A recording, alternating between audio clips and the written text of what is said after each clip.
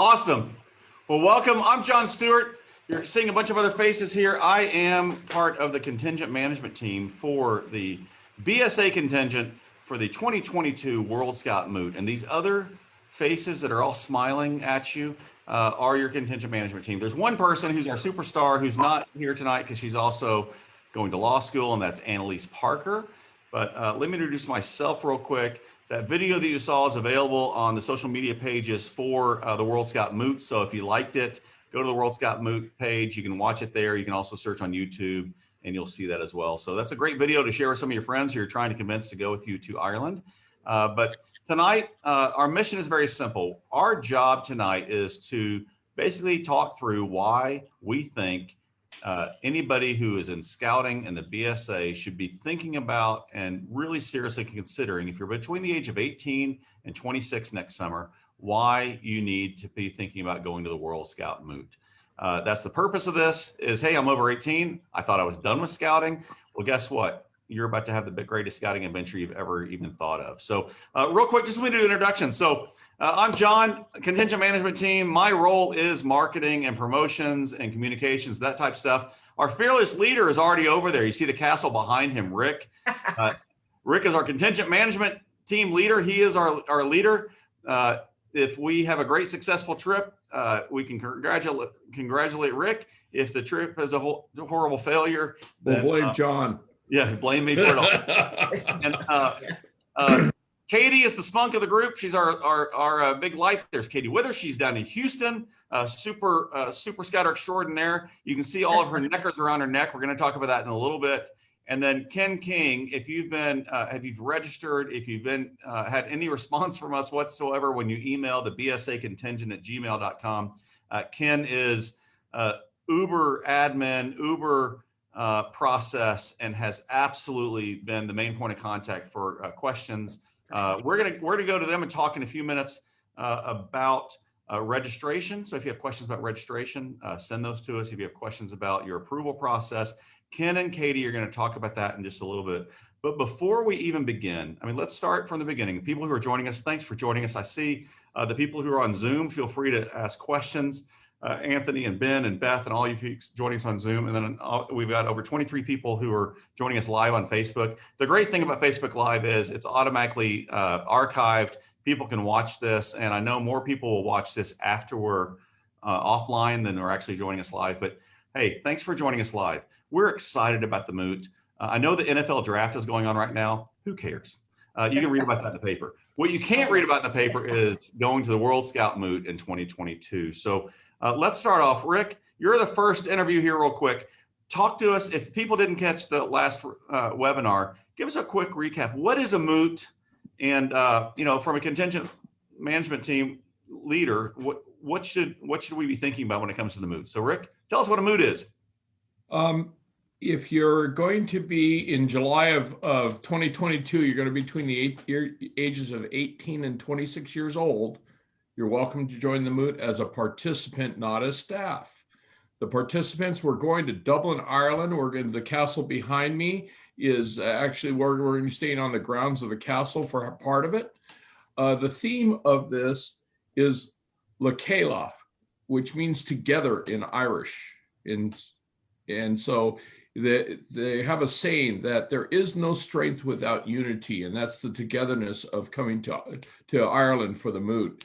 The Moot is a gathering of the wise, and these older rover scouts internationally are generally the wise people of their groups, because many times their scouting organizations are run by people in their 30s and 40s. A 40-year-old in international scouting is relatively old. So really, this group of people are the future of scouting, and that's why we're looking at the Moot in those terms. The Moot is going to be from July 18th to the 29th of 2022. It consists of basically two separate trips. One part is going to be traveling through Ireland and seeing local things and doing local things. They've got things like boating, to cultural events, to museums, to rock climbing. They've got all these things planned throughout the country of Ireland. And you're going to pick your activity from the way it sounds. and how active you want to be. If you want to do an in-town experience or you want an outdoor experience, you get to pick that, and your groups will be formed off of that. The groups are going to be about between to start with 10 people in a tribe. They call them tribes, and the tribes will consist of 4 tribes called a troop. So those troops will travel together throughout Ireland. And then the other cool part is they're going to be international patrols. So you won't be generally with more than one person from your home country. So that group of 10 that you're going to meet are going to be out there, and you're going to be doing everything with them the whole moot. And the second part of it, the second 5 days, is in base camp, and that's when we're going to be staying at this castle behind me, and and so and we're on the grounds of the castle. There'll be 6,000 people together. You still will be staying with your troop and crew when you're there. And so we really are a contingent, but we're not going to be much together during the whole time. So the birth dates, if you're born between 7/19/95 to 7/18/2004, you're able to come to the moot. So just use that as your reference point. And Rovers in international scouting is geared to the ultimate adventure. So that's what we want for you, is we want you to come with us to have the ultimate adventure in scouting. And the one commonality that I've had between everybody that I've talked to that has gone to a previous moot is said they made forever friends. They made friends there that they will never, ever lose touch with globally. And I think that's super cool. So come join us at the moot in 2022 and make 5,000 new best friends. Are you guys ready? Thank you. We're ready. Hey, thanks, Rick. Contingent leader Rick. I didn't expect to see Annalise Parker join us, but it looks like she's hopping online. Annalise is right. Not only, Rick, you guys worked together when she was the venturing president. She comes out of the Western region. She's a superstar. She's also the youngest in our group. So she brings our hip factor up. So Annalise is joining us, and we'll see here from Annalise. Just real quick, so you know what we're doing on this webinar. We have 2 guests tonight. One is Scott Sorrells. We're going to in just a second. Scott Sorrells is our national commissioner, but he's also a lot of us know Scott because for 10 years of his life, he dedicated to being the camp chief and really drove the World Scout Jamboree in 2019. So if you went to the 2019 Scout Jamboree, you'll know Scott. But Scott is our national commissioner here at the Boy Scouts of America. So we're going to bring Scott on camera in just a second. Our other guest is from the Moot planning team, and it's James Murphy. James is in charge of marketing and communications for the Moot team. So he's joining us from Ireland. And then when we're done with that, we're going to go have some good time with Ken and Katie, talk about registration, talk about what's this interview you have to do. And then we're also going to hear from Katie and hopefully Annalise on really what they're looking forward to in the mood and all that kind of stuff. So let's get moving. Thanks once again for joining us. Can't tell you how excited we are, but let's go to our first interview here. Give me just a second, and I'm going to pull up Scott Sorrells.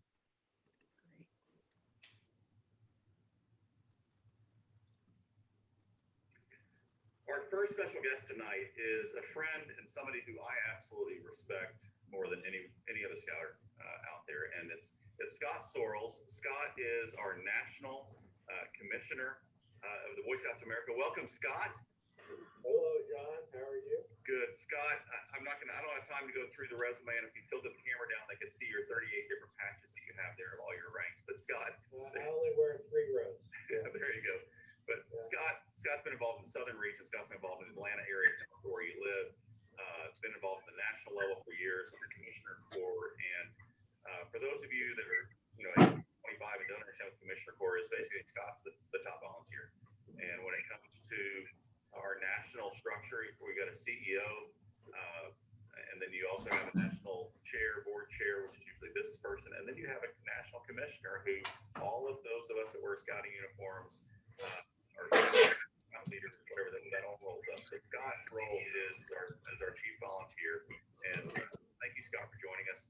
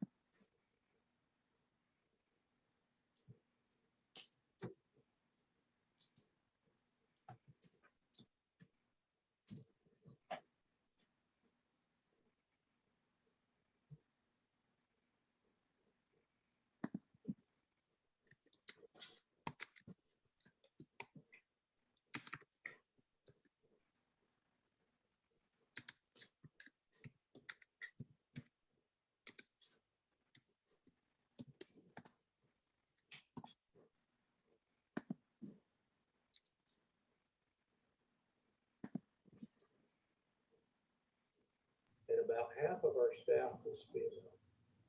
And if you've been to National Boy Scout Jamborees, BSA Jamborees, you know that's not always exactly what our staff looks like in our national platform. But I will tell you, it so changed the chemistry of that event. Yeah. The energy they brought to the table,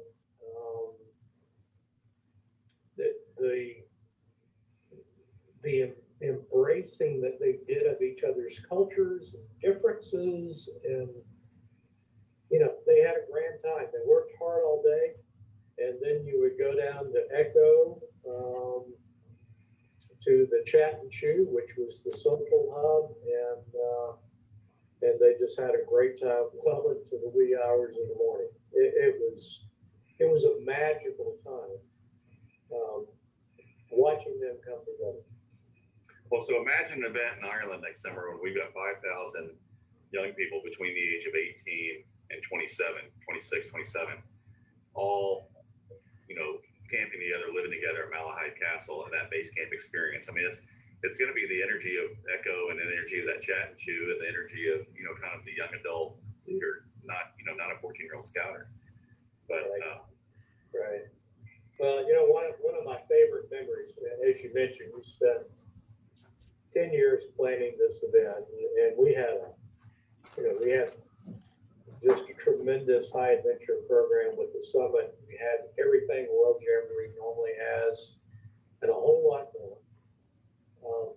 So the program was really strong, and it was guided by our dream team, by the way, 3 youth from each of our 3 co-host countries who are now in their 20s and still changing the scouting world.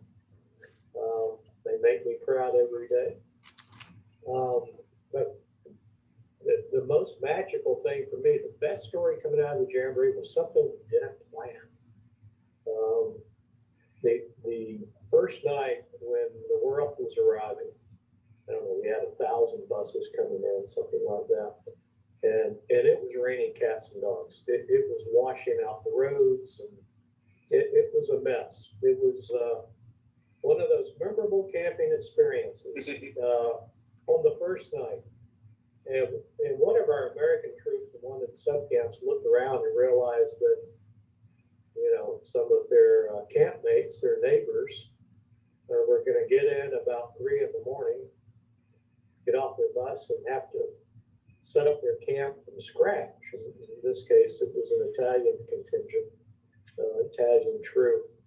So the Americans set up their campsite. So they got off the bus, put the stuff in their tents that were already up, caught a couple hours of sleep. But that's not the end of the story. The Italians slept a couple of hours, woke up singing Italian songs to the Americans, made breakfast for the Americans. Wow. And then this chemistry of these cultures coming together continued to grow. And that night they had a huge communal dinner with the surrounding troops.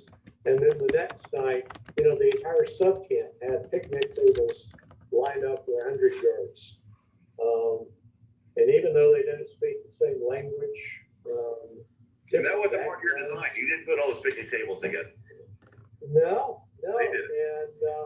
And just seeing that chemistry of being part of something larger than yourself as a scout, seeing all those cultures, that alone is worth the price.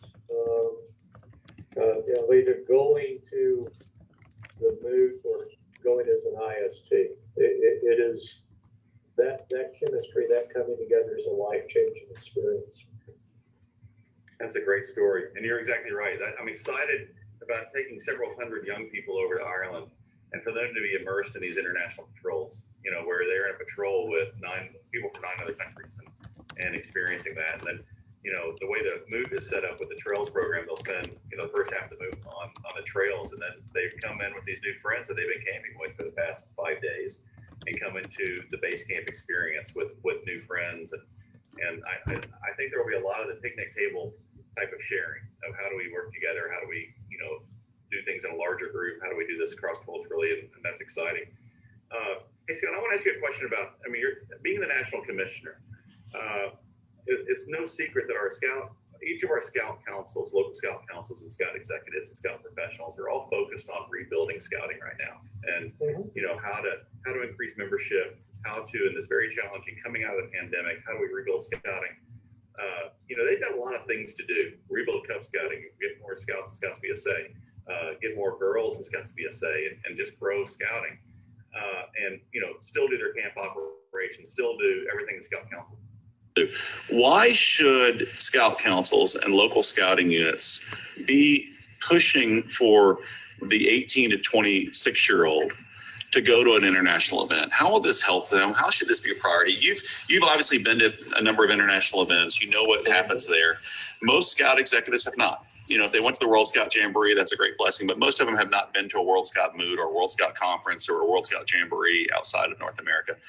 Talk about why this matters, you know, for these young people to go to an event like this. Sure. I guess I have a couple of reactions. One on the on building the BSA. You know, COVID has really been a challenge for the organization. And in talking to the commissioners, it's really interesting. Boy, their focus is laser focused on, you know, getting units meeting, particularly our Cub packs. But, you know, I think the American family has been a little stressed, but is ready to get back out. It's looking for family experiences. And I think scouting presents so many opportunities for young people. You know, from the young Cub Scout on up. All of our camps, you know, will be open this summer by all estimations. High adventure bases are going to be humming like crazy. And all that's good. All that's good for, you know, getting the American family outside their house and reminding them of the power of the great outdoors. In terms of why this is important, you know, one of the things we did in planning the Jamboree, as I mentioned, was being very intentional on getting young adults involved in the leadership process. And it wasn't by any means token representation. I mean, that they were, you know, at all of the meetings we were planning every aspect of the Jamboree. And then they took on significant leadership roles during the event itself. And we had a policy also, and this may not have been obvious for those of you who were at the World Jamboree, but we kept most adults off the stage during the shows. You know, unless you're the Secretary General or someone of that nature, you didn't get on the stage. So now we fast forward 2 years, and I see all of these young adults who came out of the World Jamboree experience energized by what World Scouting is about, realizing, you know, 54 million young people involved around the world. That is larger than ourselves. And it's a platform where either locally or nationally or even internationally, you know, somebody can get involved and somebody can really make a difference.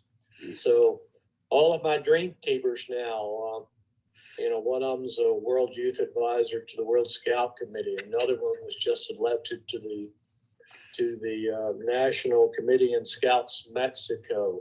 I mean, the list just goes on and on and on.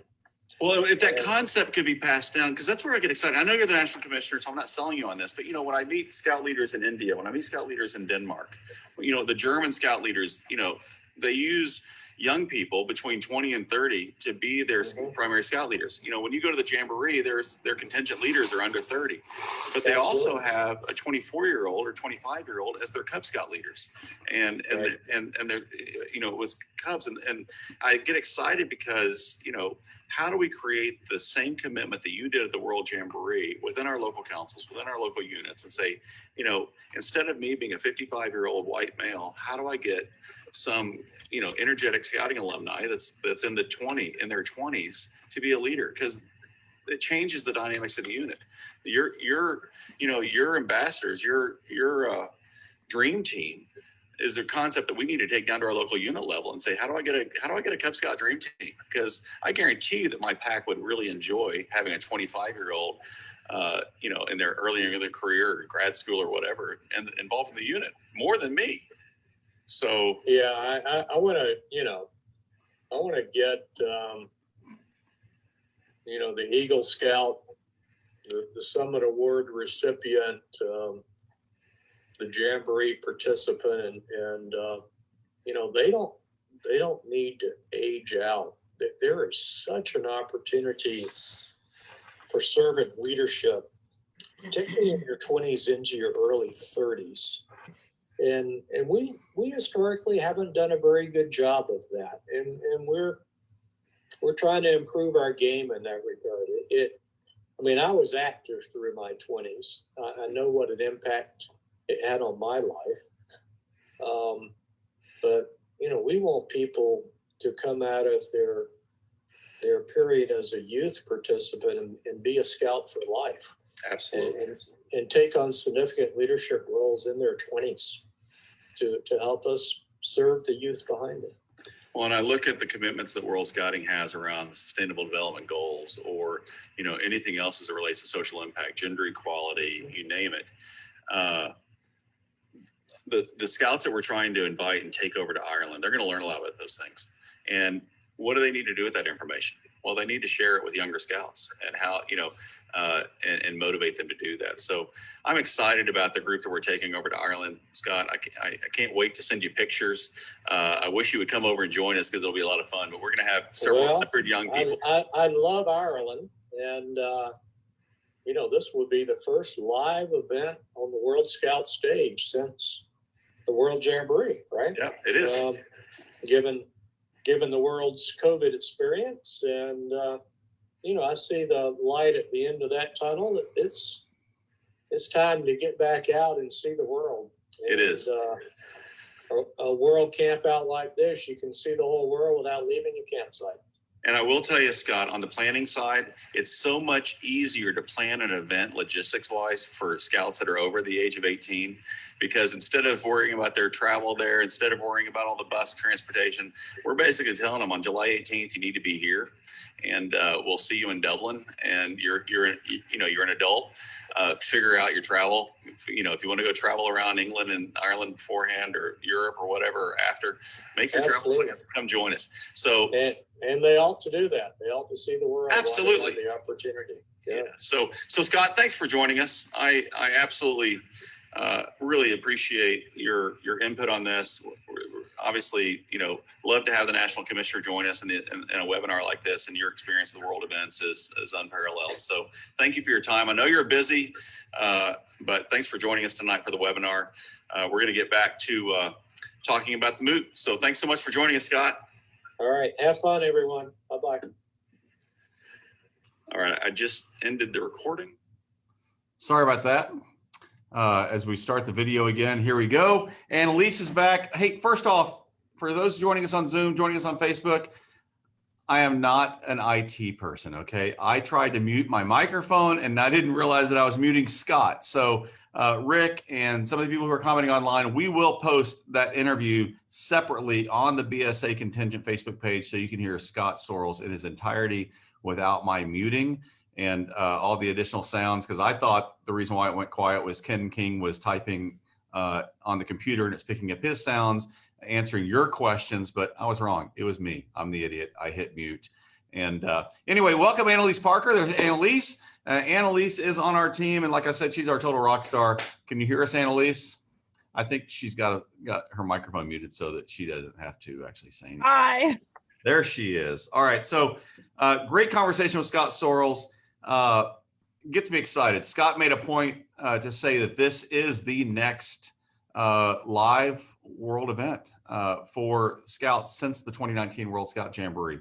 Due to the pandemic, several things have been taken virtual. Obviously, we have Jody Jotty and those type things, but like the World Scout Youth Forum, the World Scout Conference, those events have all been made virtual. The next live World Scouting event is going to be the Moot that we're asking you to go to. So let me switch over to Katie real quick. Hey, Katie, you've got all these neckers around your neck. Can you tell us, I mean, you volunteered to be on the contingent management team for a reason, but tell us why you love World Scouting events. We've got a lot of people joining us online that have never been to a World Scouting event or have just been to the Jamboree. Tell us, what do you love about them? Yeah, that's a great question, John. Thanks. So what I really love about World Scouting is the people aspects of getting to know people from all over the world who have kind of a common interest in scouting. Young people, adventure, friendship, and service. All of those things bundled together that we do as scouts and scout leaders. And just, a couple of, Scott had some great examples. And I was thinking, of some examples in my own scouting history with world events. My first big world event was to go as a troop leader to World Scout Jamboree in England in 2007. And it was their 100-year anniversary. And so that was really exciting and fun. Just the whole party atmosphere of the 100th anniversary of scouting in the UK where it all started. So that was neat. But when we got there, we got there a couple days early and we toured around, London and did a few things. But we were still a little bit jet lagged when we arrived on site at camp.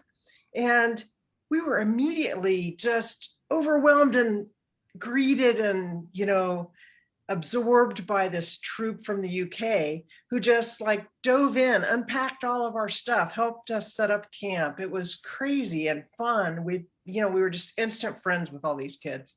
And we were next door to troops. We didn't really know how it would be set up. We were thinking, well, maybe we'll be, all the US troops from one region will be in one area and another region will be in another area. No, we were next to troops from Japan, Mexico, Germany, the country of Georgia, France, Finland.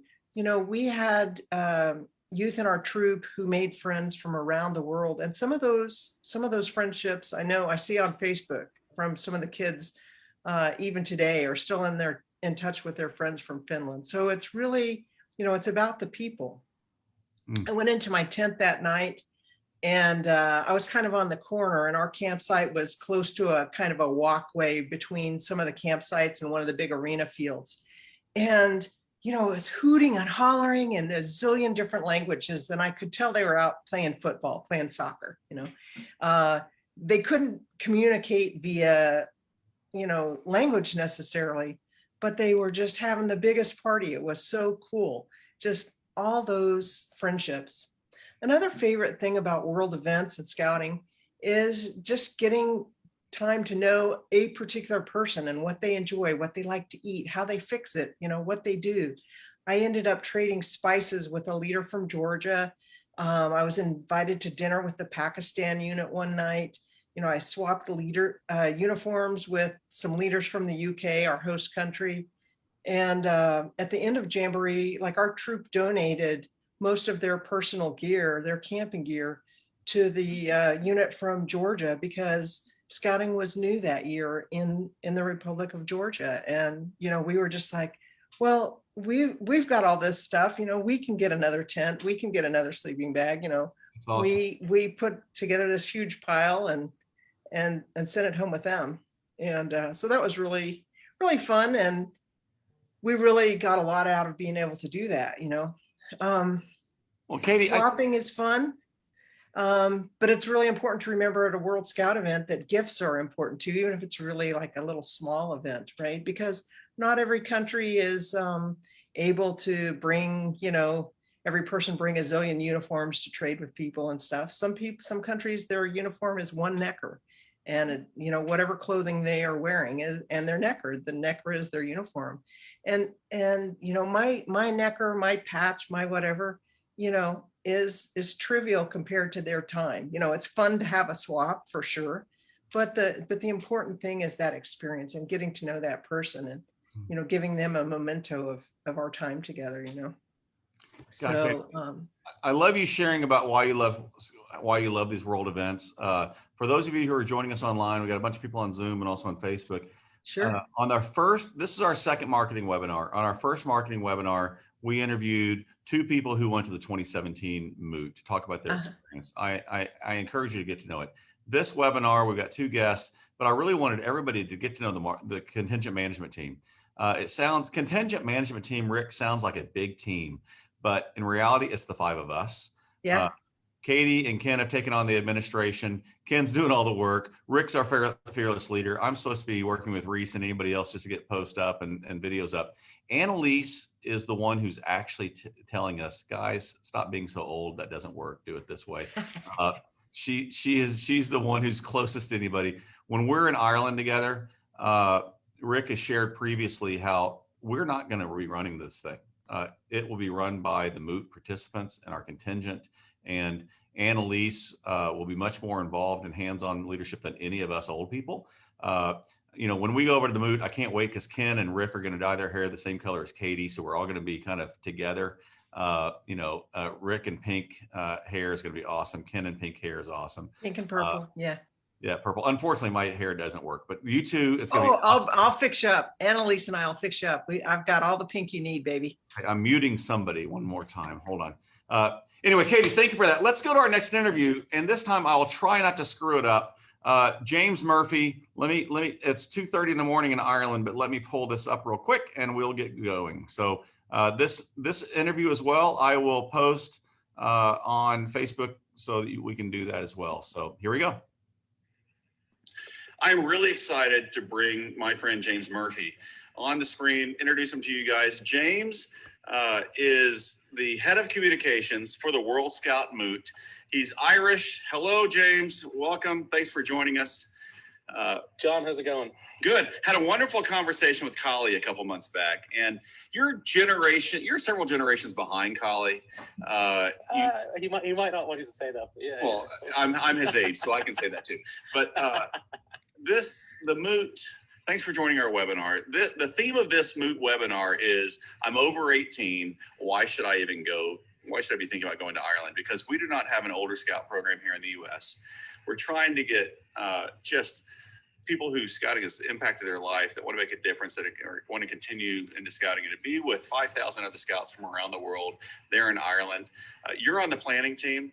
You're head of communications. So thanks for joining us. I'd love to just talk about why American kids should save up their money. When I say kids, 18 to 26, why should young people save their money and have a life-changing experience at a World Scout Moot in Ireland? So thanks, James, for joining us.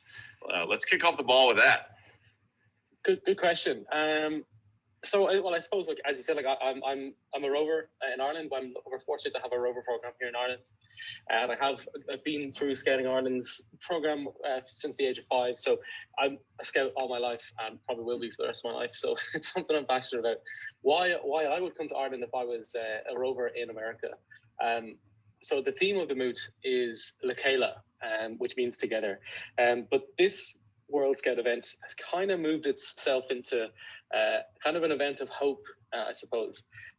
Hope that we're all going to come together, and hope that we will scout again soon, I suppose. And it's that hope is what exciting me at the moment, that this is the next in-person World Scout event that's going to happen.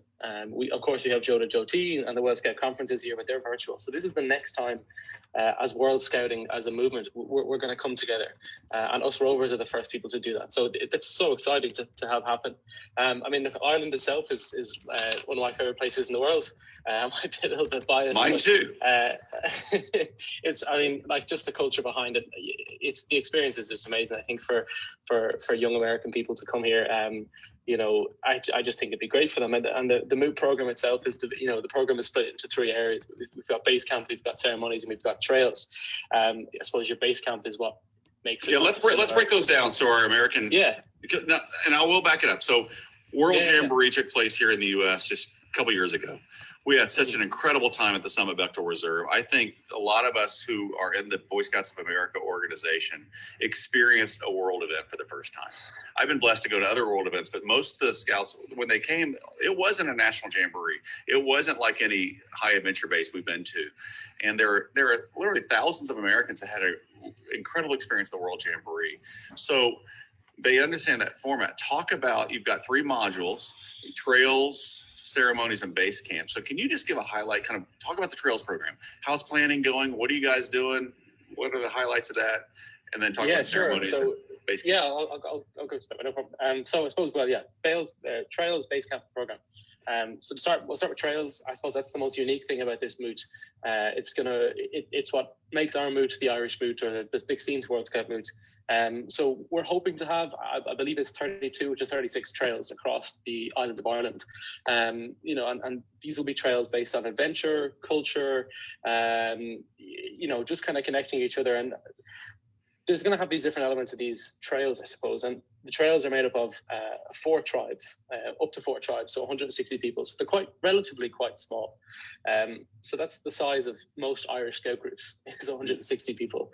So, it's tiny. And our approach to the trails is to use the local scouting network in Ireland. So your trails are going to be run by specialist trail staff here in Ireland. So that could be, for example, my group are actually planning to run a trail, my local scout group in Ireland, in the Dublin vicinity. So, when we run our trail, it's hopefully going to be interesting to probably a smaller group, because we're not a big group here. So you're going to get that real international experience, but very Irish at the same time. Your trail leaders and trail facilitators, most of them, they're going to be Irish. Most of them are going to be from the area that you're in. Most of them will have grown up in the area, probably gone to school 15 minutes away from where you're sleeping. So it's a very small experience. And I suppose for, as you said, a lot of the American folk who went to the World Scout Jamboree might not have been to a World Scout event before. And for me, it's a World Scout experience is just nothing. There's nothing like it, So to have a World Scout experience, but at a small level where you can really connect, is magic, So that's what the trails are going to be, a chance to bond. And then, in our last webinar, we talked about the international patrols. So the Americans are going to be, there'll be a patrol with a bunch of people from all across the globe, and a larger unit of 40 people, like you said. And so it's really going to be an incredible experience, a cross-cultural experience. Yeah, definitely. And when you move on from your trails then, and it's such a tight-knit bond of the friends you're going to make, or I think at the World Scout Jamboree, as the saying that went around a few times was, we came as strangers and we left as friends. You're going to go to these trails as complete strangers and leave as very good friends, very small group over a good 5 days, So then when you move into your base camp, that's where base camp and ceremonies will take place. So your base camp planning, your base camp is like almost like a jamboree feeling, or that kind of base camp bash feel to the event. So that's where everyone is going to be together for 5 days. There's going to be lots of different areas of the base camp. We have a global. And the base camp's at Malahide Castle, which is a national. Talk about Malahide Castle real quick, because we're camping at Malahide Castle in Gardens. You are indeed, yeah. Malahide Castle is 15 minutes that direction for me outside that window. So also on my bike, I cycle to Malahide Castle almost every that's week. fantastic. Yeah, so it's in my loop. We're in lockdowns at the moment, but it was in my loop to cycle. But Malahide Castle is a beautiful. Bring my skateboard. Garden. You probably get told to come off the skateboard, but maybe we'll have special rules over this event. I suppose so. It's called Malahide Castle and Gardens. So there's a big castle in the center of the gardens of the area, I suppose, and it's this massive green area and expanse in the city. It's not like Central Park or that kind of vibe, but it's you're in Dublin City or the Dublin suburbs, and there's this big green area. Malahide Castle is full of history. It's surrounded by the sea. It also has one of the biggest scout groups in Ireland. Malahide Sea Scouts are based there as well. So I'm sure we'll see lots of them when we're there. So Malahide, what a treat! I mean, Americans, we don't have castles. Yeah. We have Trump Tower, but the opportunity to live at Malahide Castle for a week and the grounds there, it's going to be pretty incredible. So the trails programs first, then we go to Malahide Castle. That's really the base camp experience, kind of what we've experienced at Jamboree with a bunch of people around us, and we brought new friends from the Trails program into Mile High Castle. Talk about the ceremonies, James. So ceremonies, well, I suppose there's three big ones to think of, which is obviously your opening, your closing, and then your intercultural day. The opening, I'm not going to say too much on, and the closing, I'm not going to say too much on, because that ruins the surprise. But I suppose our ceremonies, I think I'm not going to say too much, John. I'm just going. It's okay. We've already told everybody it's you two. You know, we told them you two is playing, and that way we can sell people. Yeah, But so we're going to have that. with the culture in Ireland, I know it's a World Scout Moot, but yeah, for people, I mean, if I'm just a travel agent, I'm looking at how the cost is high, but guess what? You get 10 days in Ireland. You're seeing all of Ireland. Irish history, Irish music, Irish celebrity, Irish, everything in Dublin and all around, Ireland. It's an incredible experience to experience the culture in addition to a World Scout Moot. So don't tell us too much. We know you're going to have a great time and a great party for us. We like fireworks. Well, I suppose at the moment we're ramping, really ramping up planning across the whole team, and there was a great excitement for us. We had a full department head meeting on Saturday just gone, and I mean there's a great electric, there's a saying in Irish called atmosphere electric, which is the atmosphere is electric, is literally what it translates to. So there's just a buzz around the team, which is it's really good to have. And I suppose this moot is lucky enough. 60% of our planning team are under the age of 30. So in that kind of rover age, so this event will be delivered by rovers, so it's going to be incredible. And as I said, it's an event filled with hope and filled of, hopefully we will scout again together and we'll meet together. But I'd say Ireland is one of those places that yes, as you said, it'll be a World Scout Moot. It'll be an event that is very much international, but Ireland's it's very small. It's tiny, and I really mean it. You run into everyone, and it's such a small place. And I hope our participants get that experience of just that close knit culture that we have, and the kind of the beauty as well. But just the people of Ireland. I really hope that our participants get to see that and experience that, because it's something that I love about my home, and it's something that I hope we can share. And yeah. Well, James, thank you for joining us. I know it's late there in Ireland. I appreciate you hopping up and joining us for this webinar. If you have questions for James, you have questions about the webinar, put them in the comments. We're monitoring comments. If we do not address it here on the webinar, we will address it via email and through social channels. Send your questions in. I'm just excited. I think, I've heard, I don't know if it's factual, I've heard people say there are more Irish living in the US than actually live in Ireland. There's 70 million people in the US claim their Irish heritage roots. There you go. So would you believe? We should be recruiting some of those people to join us, but everybody is going to have an incredible experience in Ireland.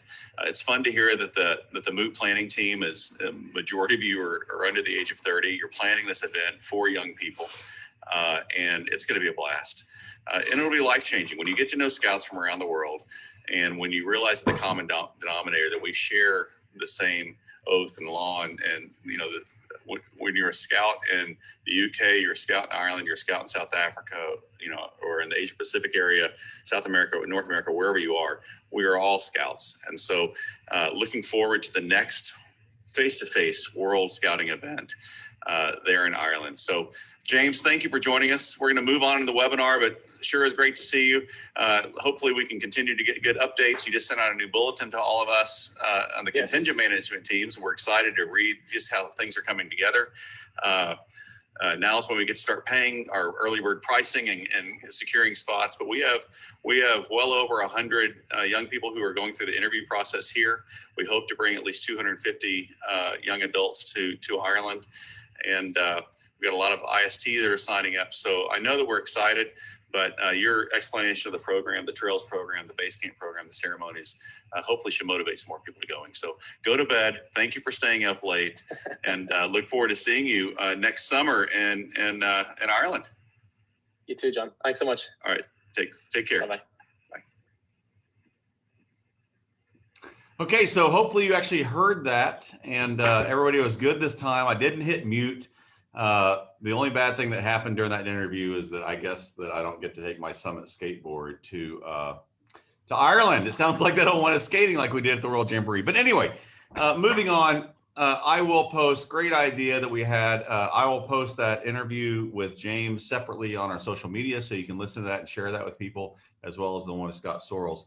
We're going to shift gears now and kind of talk through, I want to get a registration update. I want to have a conversation about the registration process, Ken, and talk about interviews, Katie, and what people want contact. But I'm going to turn it over to Ken and to Katie. You guys give us a registration update. Tell us where we are. Tell us, are people approved? Are they not approved? I see in the chats, people are excited when they're getting notification that they've been approved. Yeah. And I know that feeling. It feels good to know, hey, I am definitely going to Ireland next summer. So Katie, take it off. Take it away. Hey, Ken, I saw the latest numbers today. We have around 70 or so applications for IST out of about 75 positions, and around 120 out of 275 participants who've applied so far, right? And yes, I guess, what I've seen so far, around 40 video interviews. So that many people have gotten to that stage of the process. But that means 150 still need to get to that step. So tell us about the process that they have to go through to get to the video stage. Absolutely. Thank you very much, Katie. Well, welcome to the behind the scenes part of preparing for World Scout Moot. And everybody here has a bit of that role. And of course, we're all jealous Annalise gets to be the face on the ground when we get to Ireland, but we want to make sure we get there. And the first part is that most of you that are on this call or this Zoom have probably made your application. And that process is what triggers everything. So after you've applied to the Moot, the first thing that pops up in your email within a few minutes to a few hours is a disclaimer approval. And that just is a certification that you understand what you're getting into, and it's fairly benign, but it makes sure that things like your email system work. And so after the disclaimer, then the council gives you an approval, and I'll talk about some of those in a little bit more detail. There's been some questions coming through on that. Then the contingent management team, which is our group, we also have an approval process as well. And it's a little bit different. Katie's going to talk about why we went to recorded video interviews as opposed to trying to set up, one-on-one conferences. So that's a little bit there. A few things that I think are important for me to pass on to you is that our primary means of staying in touch with you and getting information to you, it's of course our Facebook page. It's also our ability to email you at the address you use to sign up for the Moot. So there's a number of there's like 3 tiers of things happening right now. Some people haven't responded to their disclaimer approval, and that's required before anything else happens.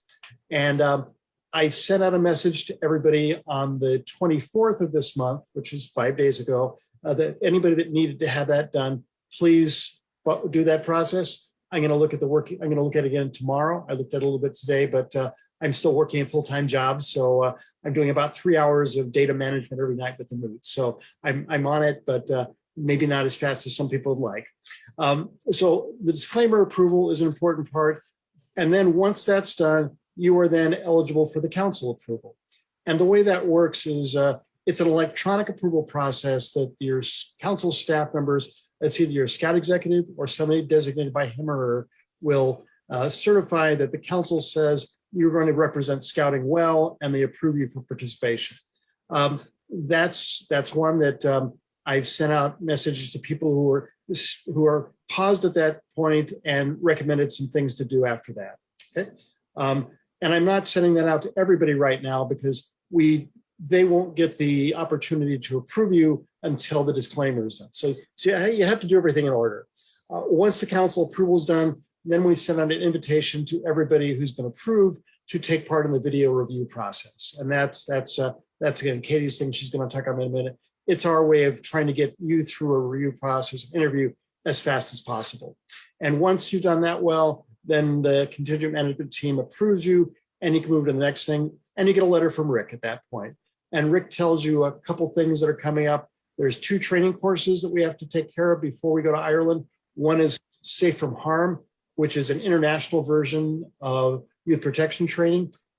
It's an international training, so what we have for youth protection training is good, but safe from harm is a little bit broader. So after a little bit, look for that information coming out.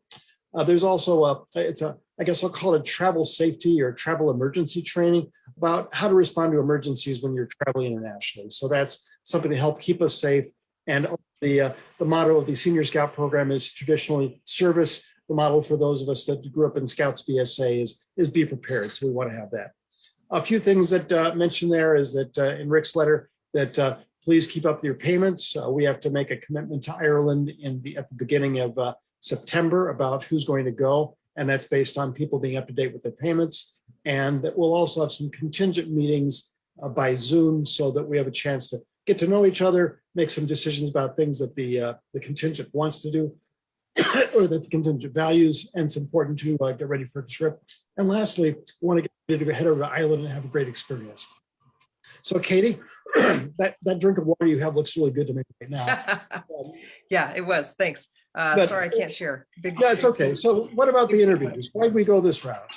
Yeah, so you guys have mentioned the CMT approval process, and part of that is all of the IST and all of the participants are asked to submit a video, and the specific instructions will be in the email that you get from Ken, aka bsacontingent@gmail.com. So if you don't have that email as one of your favorites or as one of your, let it clear your spam filters, be sure you do that, because you're missing a lot of important emails if you don't have bsacontingent@gmail.com getting through.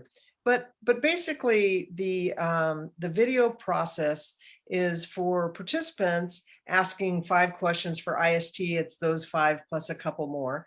And it's really based around some issues that have caused people in participants from the US to have some angst or some discomfort at previous world events, because world events are a little bit different than BSA events. And so these aren't hard questions. It's just things to be thoughtful about and mindful of, and help us to get to know everyone a little bit. One example of a question that we ask in the video and that we ask people to address is, what do you see as the biggest challenge being the only American on your team as IST, or in your patrol or tribe as a participant? And a lot of people are mentioning language barriers, and they only know English and stuff like that. And it's been many years since I took Spanish in high school, and but I can brush up on it. We've got 15 months before Moot. So most people at world events either know English or French or Spanish. It's kind of a world scouting, need to know one of these languages. But we don't want to be the only country that doesn't make any attempt at all to, at least pick up a few friendly phrases. Hey, would you like to come have a cup of tea with me? What's your name? What's my name? Stuff like that. It's not that hard to learn a few phrases, and we can all do it le chalet, right? Together. So I challenge all of you to pick up a few phrases in the next year and a half. Le chalet. Sorry, I'm like going through one of those Berlitz Irish lessons here. Yeah, great idea. And worst comes to worst, there's always Google Translate. I mean, there are ways around this. You see people pulling out their phone and using Google Translate all the time. So don't be stressed about the language, but don't be a clod either. Try to pick up a few friendly phrases. So the big point here, Ken and Katie, we have room for more participants right now. I mean, as it is, you said we've got, what was the number? 120. And so if you're watching this and you've applied, pick up the dang phone, text one of your friends and say you're going to Ireland with me, make plans. We have room for more participants. If you're on the fence and you're watching this webinar saying, I don't really think I need to go to Ireland. I'm 20, I'm aged out. Wrong. This is going to be the greatest scouting experience of your life, even though you are over the age of 18. And make plans. We set up payment plans so you don't have to write a big check right off the top. You don't have to Venmo every dime that you have to your name to register right now. What's it cost, Ken, to register when it starts off? $150. Okay. You better have 150 bucks in your sofa cushions or, in your wallet or your parents' wallet, someplace you can get 150 bucks and then start putting a plan together, save money. You've got time to make payments. If I remember correct, Ken, I mean, by the end of this year, we as participants in IST, we need to be paid about half by the end of the year. Is that correct? What are the dates? The dates, so one's at the end of September, which is, first deadline is end of June, and it's 1/4 of the fee. Then comes the end of the year, and it's 3/4 of the fee total. And then next March, it's the entire fee is due. Great. So there was some confusion. If you are following the Facebook page all the time, or if you're Googling World Scout Moot, there was a bulletin that was posted from the World Scout Moot planning team. And it was a bulletin not to participants or to IST. It was a bulletin to the NSOs, the National Scouting Organizations, that are sending contingents to the Moot. In that, it reviewed pricing. Their pricing that was posted there is not what your pricing is. The way that World Scout events, just for pure transparency, the way that World Scout events are, and one of the questions in the chat was about, how many countries are going to be there. There are 171 member organizations around the world in the World Scouting Moot. There are about another 25 countries that have scouting that are not paid members into the World Scouting Organization. So when you hear they're scouting in 200 countries, very true. They're scouts in Iraq, but they are not paid members into WASM. So you've got 171 member countries. They're all invited to come to the Moot. The reality is not all of them will go to the Moot. Not, when we had the World Scout Jamboree in 2019 here in North America, it was attended by about 150 countries. So there are still some countries who are members that did not send a contingent. That may be because of the political reasons. It may just be because of budget. Now, when you go to a world event, if the world event was filled with people from the US and all the other major developed countries like the UK, US, Sweden, Australia, and we miss out on countries that are not, major economic powers, the event would be a totally different event than a real World Scouting event. So there's a real there's attention that's being made to getting as many contingents as possible there. The way the World Scouting Organization does it is they tier, and 4 different tiers are countries. So surprise, surprise, we're blessed to live in America. And we pay more than the scouts to go to the World Scout event, any World Scout event, than the scouts from a tier 4 country or a tier 1 country like Uganda. So the whole point is we're paying more in America than what some undeveloped countries are paying. So if you look at that bulletin, if you saw it, if you Googled it and found it, if you saw it on our page, so we posted it on our page for probably an hour before we removed it because it caused some confusion. Please understand that yes, we pay more than some undeveloped countries do to go to World Scout events. The purpose of that is to have a diversity at the event. So I honestly think that, what's our total fee, Ken? I should know this off the top of my head. I don't. I think he's on. Thank you. About $15.75 for participants and about $18.75 for IST members. Or I have that flip. Other way around. $18.75 for 10 days in Ireland. That includes all your activities, includes your food, includes that 10 days. That's a pretty doggone good deal if you're planning a trip overseas. On top of that, it's an incredible World Scouting event. So a scout, young person who's coming from Uganda, they're not paying that amount. They're paying less than that so they can come. So follow the communications that are coming from the BSA contingent page if you're a member of the BSA. We do have some other countries that are joining us on Facebook and Zoom. Our friends in Canada, our friends in Mexico, friends, and thank you for joining us. It's always fun to see you and be excited with you in this. Just realize that our fees are what the BSA is paying. Ken, Katie, Annalise, and Rick and John don't make a dime. We're all paying. You got to love the fact that when we volunteer to lead, we get to pay as well. So we're all paying too. We're meeting the same payment. So transparency, we pay more than other countries. There's a reason for it. You would not want to go to an event that just had a bunch of rich countries there, because I guarantee you some of the people you're going to meet from other continents, it's going to be worth the price of admission. So Yep, that's the main thing. Anything else there, Rick, you wanted to cover as a CMT or as our leader? Nope, everything sounds good.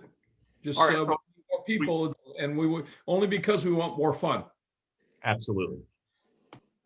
So as we've covered pricing, we've covered registration. Big thing is we have room for more participants. Get your applications in. There's a process, and Ken and Katie have explained it well. You're not going to send your money in and be immediately approved. We want to make sure that we are approving every single one of these. The video interview was easier than trying to schedule face-to-face meetings and interviews because we only have 5 people on the contingent management team who have to approve everything. And if you've been watching this video, you know that 2 of them are the ones who are doing all the hard work. So Ken, Katie, thank you for doing that. The rest of us will also approve the videos, but make the video, let us see your face. It's not like we're sharing it online. It's just an easy way for us to, interview and get the interview. So Ken, Katie, thank you. We're learning as we go. We reviewed the pricing, and Annalise, I want to bring you on and talk. And people have heard enough of this. But my question to you, and James' interview is great. He's planning it. You're around his age, so Annalise, you were the national leader in venturing. You've been, before girls were allowed in Scouts BSA, you were there in venturing and earning summit awards and everything else. And when I think about how incredible the scouting program is with dynamic women, you're like #1 up there. I've done a couple of jamborees with you. We've had fun. I know Rick, everybody here, we're just so excited to have you on the team. I want to ask, this is like a venturing event on steroids. It's like getting venturers from 100+ countries to all come together. What are you most excited about when it comes to? I think there's maybe a couple things I'm really excited about. Thinking about the Moot and thinking about the different activities and the people you're going to meet kind of reminds me of the first time that I interacted with some international scouts, and they happened to be from Thailand, and they invited me over for dinner. And anybody who knows me knows that I'm not very good at eating spicy food. So I made sure to ask. I was like, is it spicy? They're like, oh, no. This is the lowest spice. And I remember eating the food and it was really delicious. So the first 4 or 5 seconds, and then not being able to taste anything for 3 hours. So it was a really interesting experience, but it, looking forward to the Moot and looking forward to meeting people from more countries than I could probably visit in a lifetime is really, really exciting. I think being in an international country and seeing scouting there is also going to be pretty awesome. We in the US, I think we have a different way of scouting, a different way of camping, a different way of doing things. And when you put yourself in a completely international environment, all the rules are different. Everything has changed, and you're experiencing something for the first time. And I think that, being in that age, in the 20-something, I think that's totally cool, totally awesome. And it's totally in our wheelhouse. So I think for me, I'm looking forward to trying all those different foods, meeting all those different people, trying activities all over the country, camping at a castle. When are you ever going to get to do that? So I think those are definitely things that, I'm really looking forward to. That's awesome. Well, we're super pumped. If you don't want to go to Ireland with me or Ken or Katie or Rick, you definitely want to be on Annalise's travel team. So you'll have a blast. I've been to world events with her. We've been to national jamborees, and Annalise, even though you may not like spicy food, you like spicy people. So it'll be a lot of fun. Okay, so we've had a good crowd, over 40 people on Zoom, and 28 or so joining us on Facebook Live. I know more people watch us on Facebook Live. Let's answer some questions before we finish off. Ken, I know that you and Katie and Rick have been answering questions. Are there any that we need to bring out and talk about right now? That any kind of main concerns that people have been bringing online that we need to address? I think that the one thing that people are struggling with is that they don't know where they're at in the registration process. And we're doing our best to keep people informed as to what their spot in the registration process is. And the best way to do it is make sure you get email from bsacontingent@gmail.com, because we will spoon feed you what you need to know when you need to know it. So make sure that works. If you're not sure that you're getting mail from it, go ahead and send a piece of mail to that address and say, hi, I'm just checking it out. And I'll send you a message. I'll sign Rick's name like I usually do and say, it works great. So help us out by making sure that you get the information you need. And I will tell you, like I said, I monitor it about 3 hours a day when I'm not doing my other stuff at work. And it's probably the most rewarding part of my day, because I know I'm making a difference for everybody that's going to have one of the best experiences in their life in 15 months. So help us help you by monitoring that email. That's great. Some of the other questions, here's a comment, Keith Carnes, he's one of the IST from Indiana, I believe. If anyone thinks 1875 is steep, try pricing a trip to the UK for 2 weeks on your own. It's a bargain. There's a lot of truth to that as well. You know, other comments on here, I think people are, I'm just looking at some of the other questions here. I think you've addressed most of these questions. Anything else, Katie, that we need to address? Lots of people joining us. I would like to say a couple of things real quick. Katie, you're on mute, but I would like to say a couple of things as I'm looking at the names of everybody who's here. It's just fun to see everybody who's joining us. I see names of people who have applied. I see names of people that have not applied. I also see people like Emily Hale, who went to the 2017 Moot. And Emily, thank you for just encouraging more people in Tennessee and throughout the country to come to the Moot. You're like the recruiter extraordinaire. Keep it up. Jack O'Toole, I know your interest as well, and thanks for your guidance. He sent a note in the chat saying people in Ireland speak English, so if you're going to learn another language, why don't you learn another language to speak? So I get that, and I appreciate that so much. Here's somebody who's sending me Weight Watchers coupons. Thank you so much. I appreciate that. But all in all, I think we're good. So first That's off, a hint, John. I respect that. Two things I've learned. One, somebody to send me a Weight Watcher coupon so I can lose weight for the Moot. Thank you for caring. The second thing is that Ken is signing Rick's name. So the nice note that I got from Rick was from Ken. So Ken, thank you. I really appreciate it. I thought it was a little out of character for Rick to send me a nice note, but thanks. No, if you guys don't know, first off, thanks for joining us for this webinar. We're going to do some other webinars. We've got some special guests next month that you're not going to want to miss. Share this video with your friends.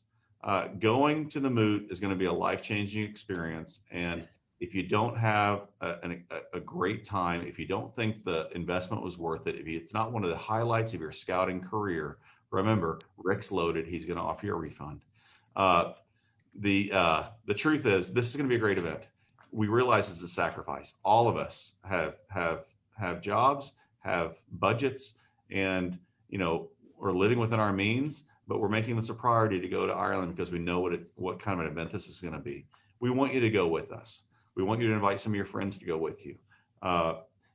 We are looking for the participants going to the World Scout Moot in 2022 to be the leaders of the scouting movement here in the BSA in the future. We need more leaders like Annalise and like you. So one great way to develop to be a World Scouting leader and to be a great leader here in the BSA is to join us in Ireland, engage with everybody else. The future of scouting, when we emerge, you know about the BSA bankruptcy, you know about all those type of things. The bigger issue is the pandemic. It's affected people. And it's like when we emerge from the pandemic, this is going to be the first event. And then we need to bring that enthusiasm and that experience back to our local units and really make scouting grow again. I don't know whether it's cool or not to be 24 and a Cub Scout leader, but we need you, and the Scout troops need you. And so this Moot is going to be a life-changing experience, and we really can't wait to go and experience it with you in Ireland. I mean, is there a better place to pick to go spend a couple of weeks than in Ireland? So Rick, why don't you close us out, and then we'll say goodbye to everybody. I have to take myself off mute first. Thank you very much for joining us. We hope that we answered a lot of your questions. We are available to you a lot, so just hit the Facebook page if you have questions. You've got the our administrative email address. Just contact us. We want you to come. Please sign up. We want to bring as many people to Ireland as possible to bring the international flavor of scouting back to the U.S. Yeah, absolutely. All right, guys. Well, thank you. If you had a great time at the 29 World Scout Jamboree, go join us for the Moot. If you missed the World Scout Jamboree, hey, guess what? Join us at the Moot. And as we say goodbye, I want to say thanks to Lana Curry. She's a BSA Scout professional that has helped with Ken and Katie and our administration. Oh, yeah. She's the one running the registration system. She's silent. You'll never see her. She's not going to the Moot with us, but you would not be going to Ireland if it wasn't for Lana Curry doing her Yay, job. Lana. And so hip, hip, hooray for Lana. And also we're excited that we have Joey Quick and as our staff advisor. He's another BSA professional in the Irving office, National Scout Center, and Matt Dukeman, who is leading the international department now. Just thanks to everybody at the national office for helping us. Thanks for being out of our way and letting us plan a fun trip to Ireland. But Lana, we really appreciate our BSA professionals, and I hope you do as well in your local councils. These are people who are working for lower than they're not making a lot of money to serve an organization that they love. So go hug a Scout professional in your local council as well and tell them thank you. So, all right, guys, until next month, we will post updates. We'll put some more things on Facebook, but I look forward to joining us for the next webinar next month and some special guests. So thanks, everybody. Share the video. Bye. Ciao. Bye. Ciao.